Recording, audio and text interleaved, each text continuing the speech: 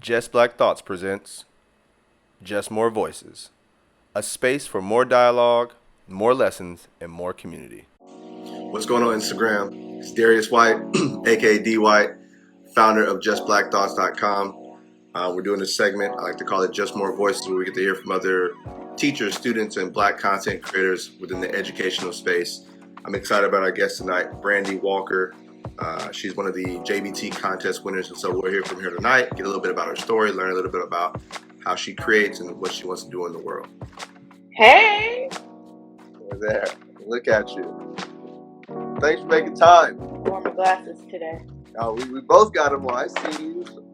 My eyes hurt. Had to bring my educator eyes. my eyes hurt from looking at the screen all day, so I'm like, oh my gosh. Yeah, I know. Here. Eyesight's spotty right now. Welcome. What up? I'm here. Thank you for having me. I'm not going to keep you long. I just want the people to know some dope people in the space. So yeah, folks, drop any lines as we talk here and we converse. Brandy, before we jump in, I know you need to introduce yourself and all that, but is there anything you're looking forward to right now? Anything that's really exciting? I am always looking forward to your questions. I feel like, not to pat myself on the back, but I feel like I ask really good questions. But your questions always surprise me. I'm always challenged. I always think about the things that you ask me beyond the conversation, which just lets me know that they're really good questions. I do my thing. If you see me look down, folks, I take notes. I'm a note taker. Right? I have a lot of thoughts that race through my mind. Without further ado, Brandy, would you like to introduce yourself to the crew? Yeah, so I am Brandy. I'm an educator, a coach, and an entrepreneur. I was raised in the Bay Area, Richmond, California to be exact, but I currently reside in Chicago, Illinois. And what else? I don't know. Hey, that's good enough for me. That's good enough for me. How's Chicago? Chicago has some really weird weather that I don't think I'll ever get used to. As you can see, I'm in my Just Black Thoughts sweatshirt today because it was windy and cold, but then last night I feel like I woke up in the middle of the night in a hot sweat. It was like, let me turn on the air. What's going on in here? The humidity is something else, but Chicago is cool. There's always so much to do here. I forget that even in my small area of Chicago, that Chicago is so much bigger than just kind of where I'm at and what I'm doing. So it's cool. Getting all the seasons in Chicago? All the seasons. We got bonus seasons here. Got one season that's a mix of all the seasons, you know? I mean, I wish I had AC in Oakland right now. Some days it's it's chilly when you get to San Francisco, and then as soon as you cross over the bay, you're in Oakland, it's hot, you're sweating, you got to take off all the layers. It happens. It happens. So, I have so many questions, but I'm going to try to keep my enthusiasm high in the questions you I'm trying to pick the best questions here. Okay. Do your thing. I'm looking at my screen. I've made so many that I didn't share with you, but I have so many. Here we go. Yeah, tell us about how did you jump into, you said you're a coach, you're an educator, entrepreneur. How did you kind of get in the mix? That's pretty diverse interests. How did you what's the journey been like? What's the journey been like? A roller coaster, to say the least. There's this roller coaster I posted on my stories the other day, and I said this has to be in a different country because the U.S. has so many regulations. But basically, people are just hanging on, like a monkey bar.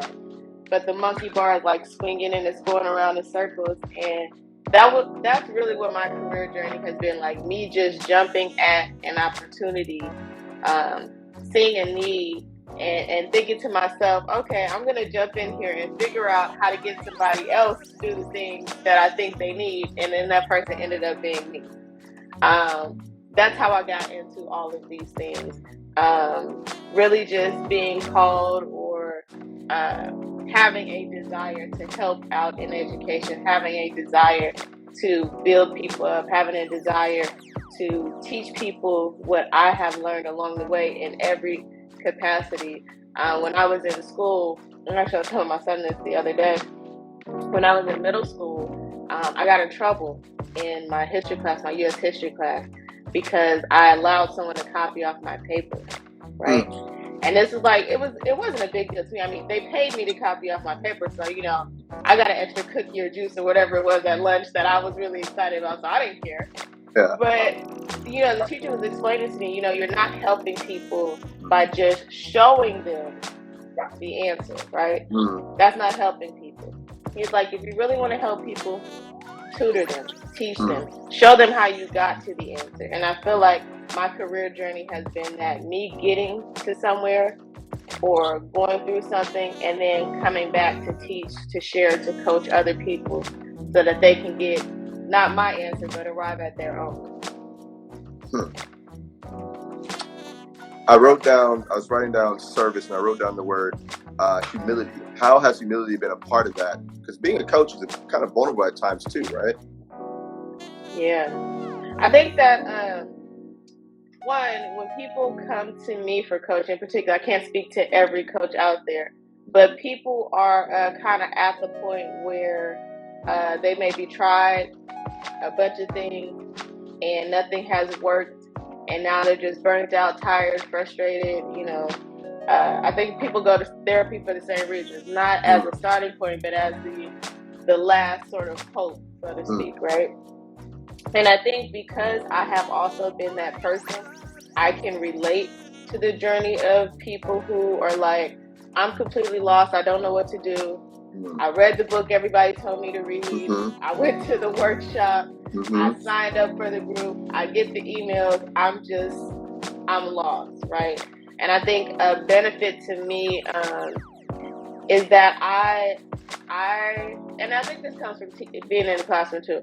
I'm able to meet people where they are without judgment. And people really respect that, right? I learned that I have to humble myself when I started teaching young people. If you don't teach, you don't work with young people, they will humble you, okay? And I had to humble myself because I made a lot of assumptions, right? I went back into the neighborhood that I grew up in to teach. And so I made a lot of assumptions about the young people, that they were just like me. I was going to understand them. We were going to be cool. Everybody was going to learn and be great, right?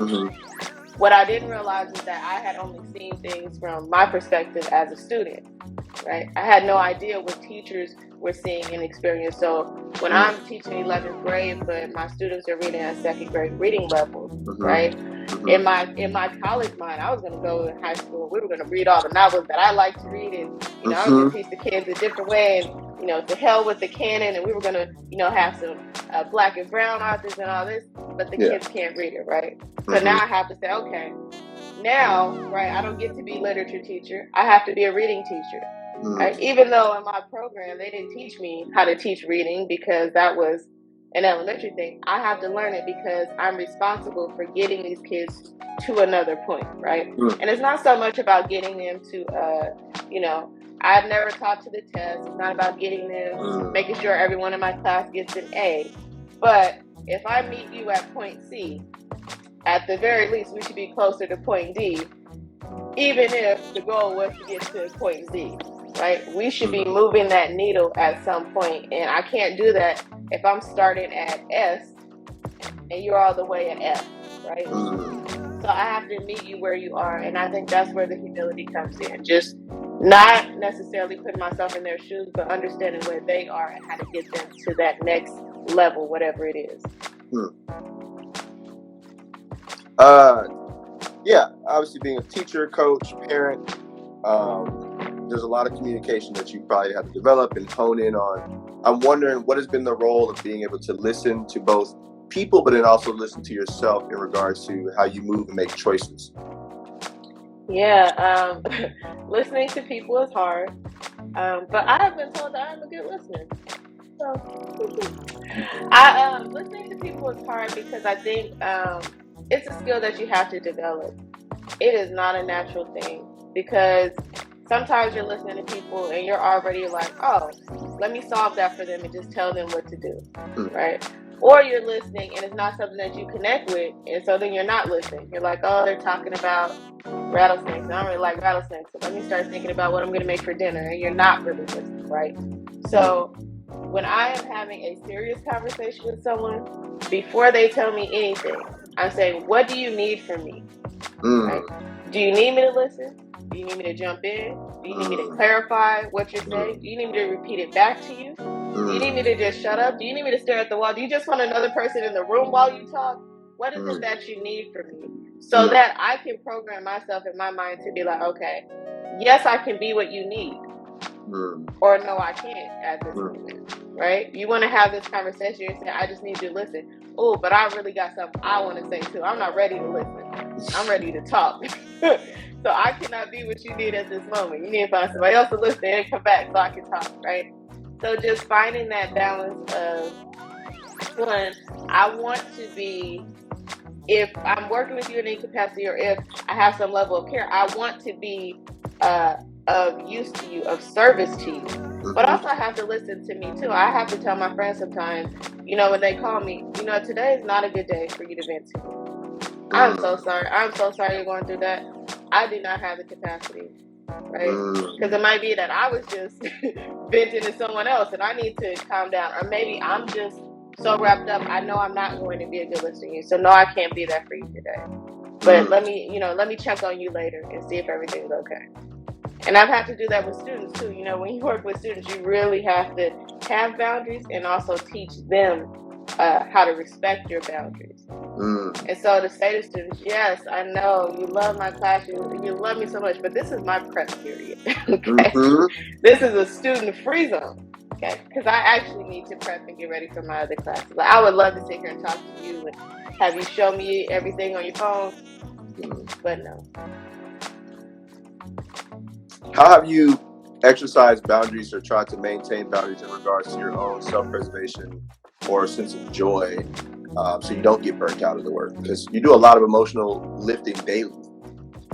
I do, and I prepare for that. I used to be one of those people that, one, I used to always say I wear my heart on my sleeve, and also that I consider myself an empath because I'm so receptive to other people's emotions, right? And I just really have to learn to set a boundary for myself that I am going to stay in the moment, right? So I've had people in coaching sessions that have, cried, yelled and screamed. I've had students that have revealed deeply personal things to me. And in that moment, I am there with you, right? I am there. You need that shoulder to cry on. You want to talk about this, I'm there, right? But when that moment has passed, right, I have to remember that I don't have to hold on to everyone's story, right? They shared their story with me, but it doesn't belong to me. It belongs to them, right? So we shared in that moment. It was really powerful. When I move on from this moment, like, I'm not going to bring it back up and throw it in your face. We don't have to ever relive this moment again. But if you are holding on to your story, right, which you should, you are then going to process that however you need to process it. I don't need to continue to process it because I used to take, oh my gosh, when my first year of teaching, I used to go home and cry every single day. Yep. Because I was seeing, and at that time, that's the most kids that I've taught. My first year teaching 7th grade at Livonia DeJohn Middle School in Richmond. I had close to 380 students that I was responsible for. And everybody had a story. And I would just go home, right, with all of those stories and try to figure out, okay, how am I going to get through the lesson tomorrow if Tariq, blah, blah, blah, and Jessica, blah, blah, blah. And I'm like, I can't keep doing that. How do I still show up to this classroom as the confident leader that I'm supposed to be, but still go home as that confident individual, that peaceful individual that I actually need to be? And boundaries was it.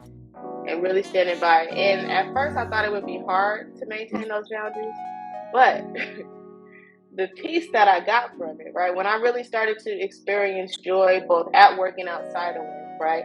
I would leave work smiling and waving at all the teachers that were going to stay till 8 and 9 o'clock, right? Because I'm going home, right? 20 minutes after the bell rings. And I'm not going to stress about what's left ungraded or, who had a bad day today. I'm going to go home and I'm going to enjoy my home time. And when I come to work, I'm going to enjoy my work time, right? But when work time is over, I want to go. I want to go and enjoy the other parts of my life. And when I started to feel that, saying no and setting those boundaries was not hard at all. That was a lot. There's so many bars. Not holding on to stories. It belongs to this. There were some bars there. Y'all got to play this one back. This is why I want to talk to you. Where have you seen the intersection between joy and your creativity? I think creativity is joy. I was reflecting the other day. I sent out a weekly newsletter, and I wrote in there that August is a month of both beginnings and endings for me. My father died in the month of August, but August, as a serial entrepreneur that has started, failed a lot of things. A lot of my businesses have started in the month of August as well, right? School starts in August. All these things happen in August. And I was thinking back, as a kid, I was very creative. My dad was an artist. He was a musician, and he would draw. My dad started this handmade greeting card company. He would draw these things and go sell these greeting cards. And so as a young child, I spent a lot of time drawing, painting, being messy, going outside, building sandcastles from dirt. We didn't live anywhere near the beach, so building sandcastles from dirt and doing things, making every toy that I had could be transformed into something else. And as you get older, you're taught to be more serious. You're taught that, if you still, I remember in 5th grade, I was like skipping down the street, and somebody told me, a teacher saw me and said, "You're too old to be skipping down the street." But I was excited to get to school, It's like you mature, and then the things that actually bring you joy, like the silliness, the playfulness, not having fear of consequences, right? I think I have ADHD, so I tend to overthink anyways, but we're taught to kind of overthink our decisions. We're told, I was walking my dog this morning, coming back, and, all the kids are going to school. And this woman was telling her daughter to, tie her shoes. Make sure it's right. Double check it. Are you sure? Right? We're taught to kind of second guess ourselves, and the girls look like, yeah, it's done. The shoe was nowhere near tied. Like, it was not tied at all. But the mom just kept saying, check it, right? So we're taught to have this internal self-doubt of okay, I want to go out to eat today. Where should I go? Maybe I should go there. Maybe I should do this. Maybe I should do that. What do you think? And we start asking other people their opinions. And I'm making this casual, but this is a real thing that happens, that we really start to question all of the things that we do, both small and large, to the point that we just stop trusting ourselves, we stop believing in ourselves, then everybody's just lost and confused, when I think that creative spark within us, right, is telling us to trust ourselves. And if we make a mistake, it's fine, right? If you paint a picture, if you ever see a little kid and they draw you a picture and all the little squiggly lines, you're like, what is that? They're like, oh, that's me and you. And then you might ask them 5 minutes later, even the next day, hey, what is that? Oh, that's a house with a puppy, right? It can be whatever you want it to be. And I think that because we've been so conditioned to overthink, we only think there's one way of doing something. And so we don't get creative. We want to make sure, we want to Google 10 different resume templates because we're not sure, is it right? Is this the right font? Is this supposed to be? Can I put my name? We're always second guessing ourselves. And if we allowed ourselves to be more creative, I think we would have a lot more joy, because we wouldn't have that pressure on us of always trying to get things right. Yeah, this is why you gotta diversify your experiences, young people out there. Anybody. Yes. You get to learn so much about yourself. Just kind of going down that line of thinking. What's the last recent realization or epiphany you had? Big, small, happy, tall. Oh, say that question again, because I had something now, lost it. What is the last kind of recent realization or epiphany you've had? About yourself or the world? I think the biggest epiphany that I recently had is that my timing is the right timing. It is divine timing. I felt like years ago I would try to rush through life. Like I felt like I was supposed to be getting somewhere. I didn't know where that somewhere was or what it was supposed to be, but I needed to hurry up and get there, right? And then in my recent years, I've learned that there is no there for me, right? Like for me, and this may not be true of everyone, that every time I accomplish something or reach a level, right, there's a new level because I'm seeing things from a different perspective and there's more that I want or something different that I want, right? And so there's no destination. It's me just falling into these different journeys, and that if I don't get there on someone else's timeline, that's fine because my time is my time, right? If I want to start something, today at 35 years old, today is a great day to start, right? There's a saying, when's the best time to plant a tree? 30 years ago. When's the second best time? Right now, right? So I'm not so caught up anymore. I think people have these ideas of like, when I'm 25, I'm going to do this. When I'm 30, I'm going to do this. It's like, I'm living in the moment from day to day. And if something happens, the way things are happening, it's divine timing. It's right on time. You're right, poetry. This is you barred up today. you barred up today. I can't write it down fast enough. I gotta listen to this again. This is kind of what I needed to hear. I'm in a time of transition too. I love it. Oh, wow. Well, I don't want to hold you too much long. I got 2 more questions. We got time, no rush. Okay. You spoke to this a little bit, and I feel like heard you speak before. What have been some affirmations that have, what have been some affirmations for you? I'm sure they've changed, but what have been some recent ones or ones that have kind of stood the test of time for you? Oh, I'm so glad I have my book here. I have this dream book. I keep it close to me because in my mind, I think I heard Kanye West say this. It's like, I want to keep my dreams close to me. So I have this book that I definitely keep close to me. And these are some affirmations that I wrote down a couple weeks ago. And there's just 1, 2, 3, 4, 5. It says, when I give of myself as authentically as possible, I open myself up to receive the wealth of abundance I deserve. When I ask, I receive. This one I have been saying for 3 years, and it rings so true. When I ask, I receive. When I am grateful, I am grounded. When it looks like everything is falling apart, understand that new opportunities are falling into place. When I let go, I can allow God. Those are the 5 affirmations I have been saying for the past couple of weeks. And I think it's important because I think as I grow, I realize that as much as I am in complete control of my life, I am also at the very same time completely not in control of my life. And that sounds crazy even to say out loud, but it makes so much sense to me that it has given me peace and has allowed me to relax and slow down in a way that I have never been able to in my life.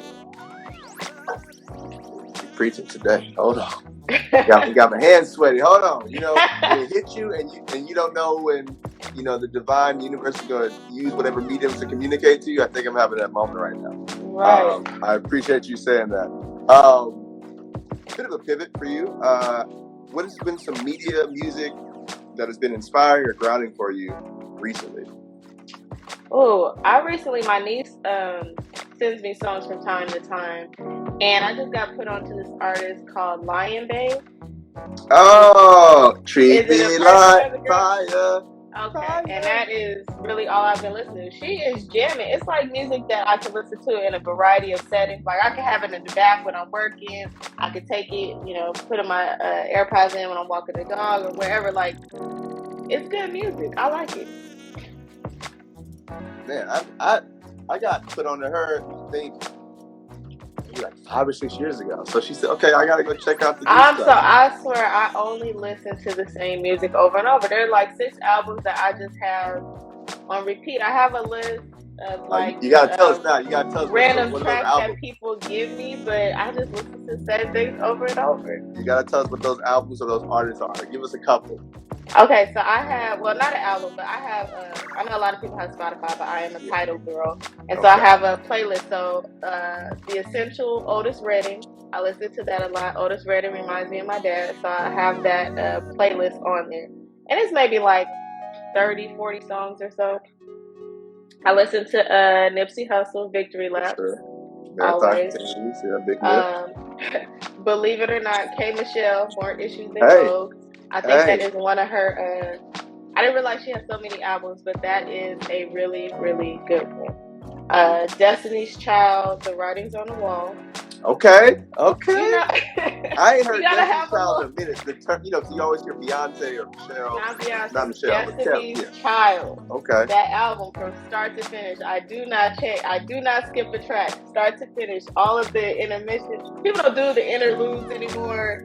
I miss those. Please bring it back. It just felt like, an experience when you were listening to the album. Now it's like, people can put out an album with 20 songs. I'm only listening to one. I don't want to hear everything. Like, But Destiny's Child, The Writings on the Wall. Give us one or two more. Here we go. Lil Baby and Lil Durk, they have an album together. I don't know what it's called, but that. The Voice. The Voice. The Voice of a Generation. The Voice of something. Yeah. And then I have Tupac, All Eyes on Me.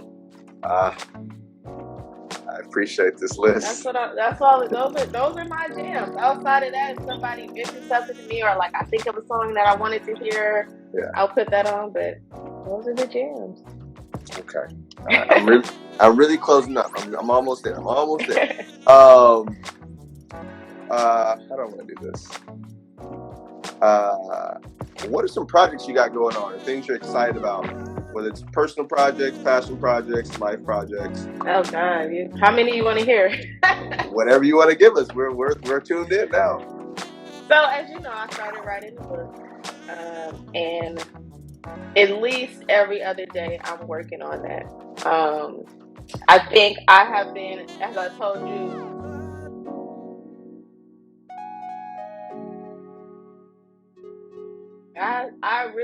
I legit started writing this book in 2005. And every time I start writing, I get to a point where I'm like, don't nobody want to hear that. Or, maybe this is not the story I want to tell. And so I'm giving myself permission just to write and not try to have a completely formed idea or thought, but just to write things that I want to write and then figure out how to put it together later. The other thing that I'm working on, I have this virtual conference that's coming up. I truly believe in paying things forward. And like I said at the beginning of this, when I learn, I teach. So everything that has been given to me, I try to give back in some form. That's why I have a podcast. That's why I do the coaching. And that's why I have this virtual conference that's coming up. It's going to be really cool. I'm centering around the fall equinox. So it's about shedding layers and getting back to that deep self-love that we all need. It's for men and women. I have a bunch of people coming through that are going to donate their time, which is helping me make this free and virtual. So wherever you are, you can tap in. It's going to be on September 24th. It's going to be a mind, body, soul thing. We're going to be doing yoga. There's going to be sound healing. I have someone coming through to talk about everything from journaling to affirmations to nutrition, self-pleasure, just a lot of different things to help you tap into loving yourself. So that's going to be on September 24th. And then the other thing is I have been working on this business. I don't know if you've seen it in my stories. I've been posting it. I'm starting a food business, which, me and my son are starting a food business, which I'm really excited about. We're going to be selling mac and cheese. So if you want to follow us at Just Macking, on Instagram, you can find us and check out our mac and cheese journey. Those are the things that I'm really excited about. Again, going back to creativity, right? Like all of these things that I'm talking about started as just a thought in my head, and then I'm formulating them and manifesting them. So I'm excited about all of those things. I think you've said a lot of dope things, period, in life. One of the dopest things for me as a writer that you said to me is, I'm going to butcher the quote, but you told me essentially you don't have to tell your story all at once. There are segments of your life that you can tell. You can write a book on. It's not like you have to squeeze it all into one book, and I thought that was really liberating. I'm like, oh, that's true. Like, we do have chapters for different people in different chapters of our lives.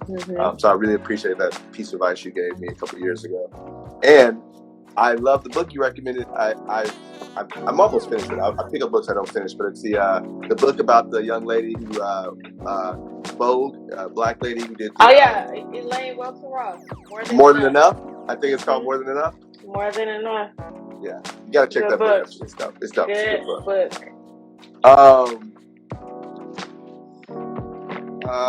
Where can we find you again? Give us all the social medias and the handles. You can find me right here on Instagram. I'm not one of the people. I'm not going to be jumping from platform to platform. I'm on Facebook, but that's only if you know me personally.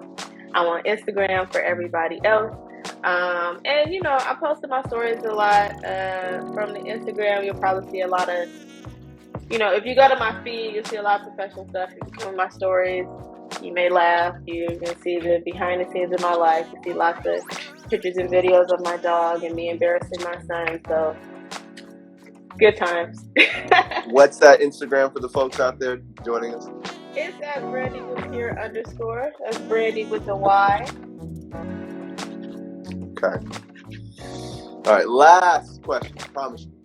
Put on everything. What is a question, thought, comment that you want to leave the audience with to kind of ponder? I think a question that I often ask myself, and that I think everyone should be asking themselves at least sometime. And what I think about, okay, how do I want to say this? Are the things that I'm doing on a daily basis getting me to the place that I say I want to be? I ask myself this often, okay? Ask yourself. I'm not saying you have to have an answer, but definitely ask the question. And it'll just really cause you to be more observant of the things that you're doing, right? Because we say either in our heads or out loud, this is what I want, this is life I want to be living, and then all of our daily choices are either the opposite of that, or we're not making intentional choices to get us to where we're saying we want to be. I swear you are in my journal right now. I swear that I have been pondering this question. I'm looking at my little dusty IKEA couch. I've been pondering that question on that couch for months, easily. Yeah. And then you just said it so succinctly, right? Bars. Well, I want to say thank you for your time. So many gems. We're going to play this back. No, I really, really appreciate it. Again, you were talking, you were the medium. I needed to hear that from the universe, and you're one of those folks. Well, folks, again, you can find Brandy at Brandy Was Here on IG. I will post this. Also, is it okay if I put it on YouTube? Is that okay? Yes, that is fine. Put it everywhere. I'm going to put it everywhere. I'm going to tag you everywhere. It's going to be great. It's going to be great. Well, folks, I would again want to say thank you to our guest, Brandy. Go check out her piece on justblackthoughts.com on Joy. I forgot to tell people you were also an essay contest winner. And, you know, that's why she's here in the first place. She wrote some dope stuff. And if you like what you're hearing now, then go check in with her. Go support. And thank you. Yes, thank you as always for supporting me and allowing me to be a part of the things that you're doing. I wore this today and I love it. My Just Black Choices sweatshirt, so y'all can go and get yours. If you don't want yours to stay with mine, says you can get whatever. It's different colors and all that stuff. But it's also very comfy. Okay, I like wearing stuff that's comfortable. It feels good on the skin. You know how you buy like hoodies and you like really be itching inside. And you're like, oh, I really want to take this off. I really like the hoodie. No, this is not like that. So go and buy some merch, and then you know, take some pictures, tag the areas so that all the people can see. Because I don't think you guys realize. I know he gets on here and acts all cool, but he puts a lot of work and effort into all of the things that he does. And it's all great, and it's all about sharing this platform and helping and support other people. So I appreciate you for having me on here. I appreciate all that you do after your 9 to 5 to support other educators and other people that are on this path. So thank you. I appreciate that. Well, have a wonderful night. I'll talk to you later. All right, take care. All right, thank you. Bye. Peace. Just More Voices. A space for more dialogue, more lessons, and more community. Hey, it's D. White, founder of JustBlackThoughts.com. If you haven't done so, hit subscribe on YouTube, follow me at The Other English Teacher on Instagram and YouTube. Peace.